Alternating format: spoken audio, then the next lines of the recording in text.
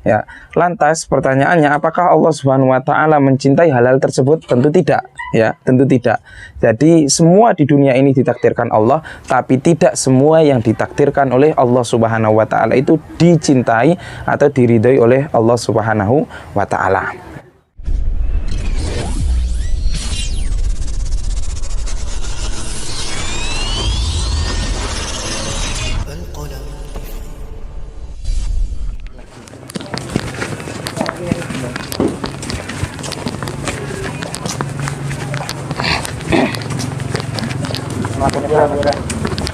Bat, Raja Gunung dalam artian Dewa Siwa. Raja Gunung Dewa Siwa. Iya, memang, tapi dia adalah sang raja dewa. Dewa Siwa itu adalah sang raja dewa. Di negara Kertagama ini ditulis oleh Mpu Prapanca di masa Raja Hayam Wuruk, Kerajaan Majapahit Hayam Wuruk.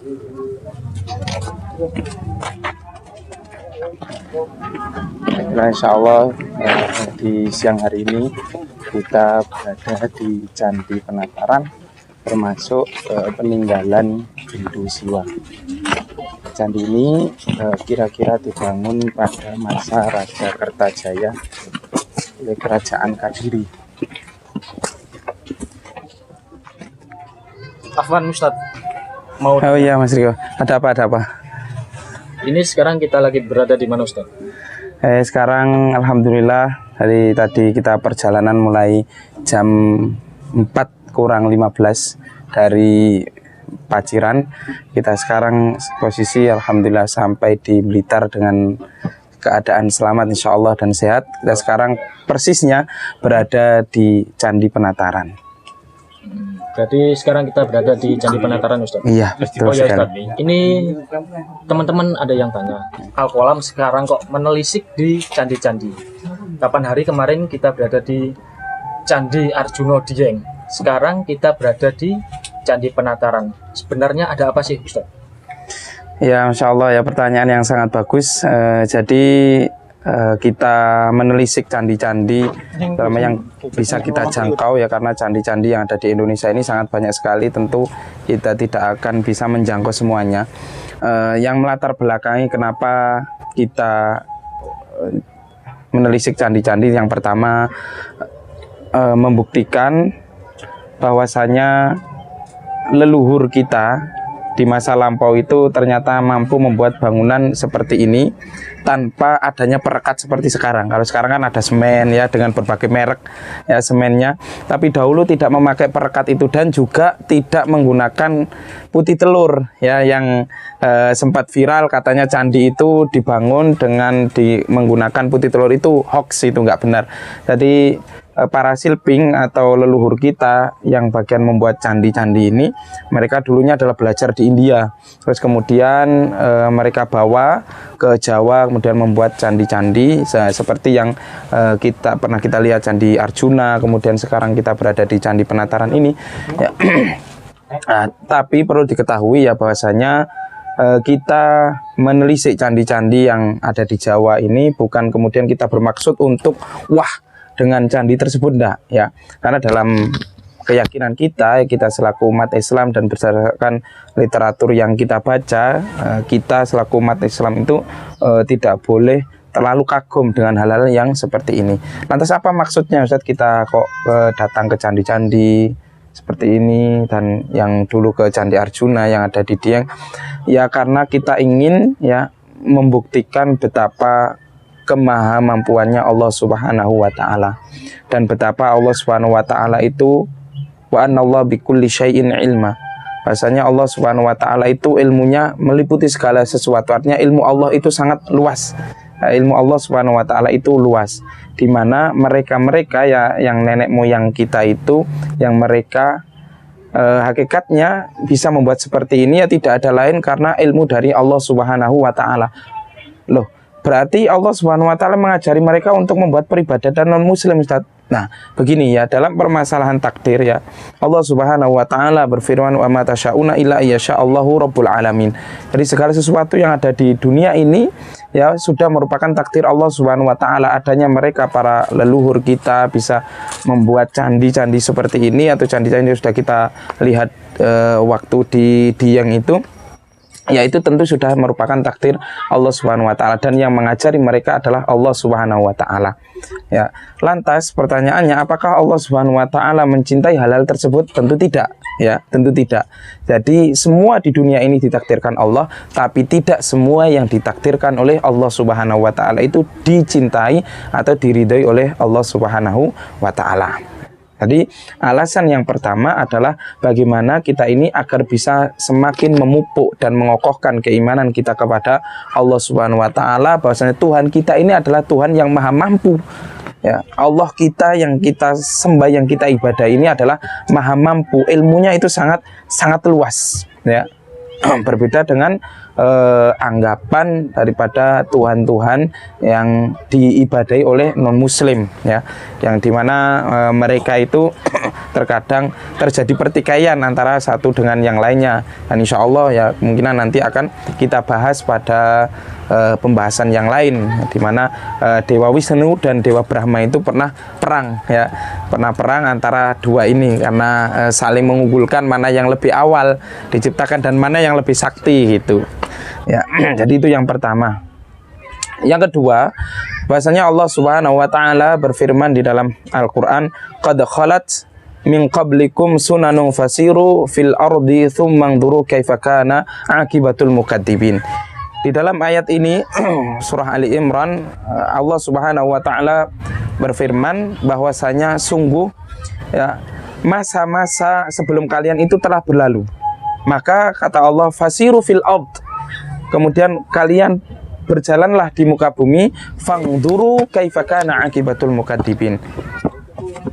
Lihatlah, perhatikanlah bagaimana kesudahan orang-orang yang mendustakan ayat-ayat Allah Subhanahu wa taala, ya. Jadi dalam ayat ini kata Mujahid rahimallahu taala yang dibawakan oleh Al-Imam Al-Baghawi dalam tafsirnya, bahwasanya Mujahid ini menjelaskan terkait dengan ayat ini, Allah Subhanahu wa taala yang memerintahkan kita untuk memperhatikan kesudahan atau kebinasaan orang-orang yang mendustakan ayat-ayat Allah Subhanahu wa taala. Ya, jadi kita mendatangi tempat-tempat seperti ini itu bukan kemudian kita mendatangi tempat peribadatan non muslim, enggak, ya, tidak ada niatan seperti itu. Tapi ya kita mendatangi tempat-tempat seperti ini ya karena diantaranya dua alasan tadi, dan perlu diketahui bahwasanya candi-candi sekarang yang ada di Indonesia ini sudah berubah fungsi. Yang dulunya adalah sebagai tempat ibadah, sekarang sudah hanya sebagai situs, ya, sebagai peninggalan di masa-masa nenek moyang bangsa Indonesia, dan terlebih pada masa kerajaan Majapahit, ya. Jadi candi-candi sekarang yang ada di Jawa ini sudah beralih fungsi, ya, sudah tidak merupakan tempat ibadah lagi. Itu jadi nggak bisa, ya wallahu alam, nggak bisa kemudian ketika kita di sini kemudian dikatakan kita ini mendatangi tempat peribadatan non muslim. Wallahu alam bissawab. Ya mungkin itu, ya, barangkali ada teman-teman yang bertanya terkait dengan kenapa kok sekarang Al-Qalam ini dari candi ke candi, ada apa gitu, ya. Ya, Ustaz. Ini kan tadi dengan membaca ayat-ayat Al-Quran. Nah, ada tadi yang artinya mendustakan ayat-ayat Allah Subhanahu wa taala. Ya, kesudahan bagi orang-orang yang mendustakan ayat-ayat Allah. Nah, itu, ya. Ustaz. Nah, apakah ada kaitannya dengan candi penataran ini, Ustaz? Ya.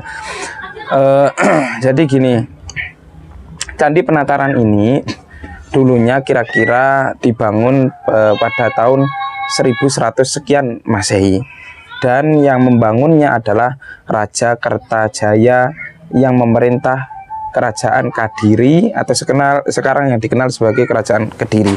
Nah, itu dulu awalnya. Nah, kenapa beliau atau Raja Kertajaya itu membangun candi penataran? Awalnya pada saat itu Gunung Kelut ini sering meletus gitu. Gunung Kelut ini sering meletus. Nah, raja ini takut khawatir kerajaan Kediri ini akan binasa karena amukan Gunung Kelut itu awalnya.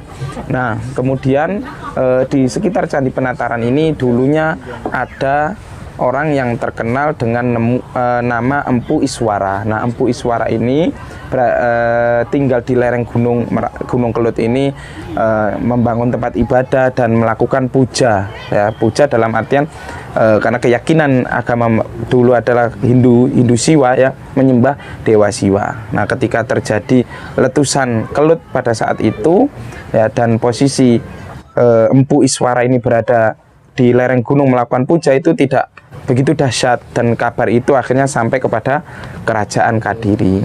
Akhirnya Raja Kertajaya memerintahkan untuk membangun Candi Penataran ini. Dulu namanya adalah Candi Paloh, ya, bukan Penataran, karena daerahnya bernama Penataran sehingga berubah namanya menjadi Candi Penataran. Nah, ini jadi dulunya adalah namanya adalah Candi Paloh, sesuai dengan yang ada di prasasti. Jadi di sini ada prasasti Paloh, itu tertuliskan sebab kenapa Candi Paloh atau Candi Penataran ini dibangun. Jadi untuk meredam, ya, dahsyatnya Gunung Kelut. Jadi untuk tolak balak lah kalau bahasa kita sekarang, ya.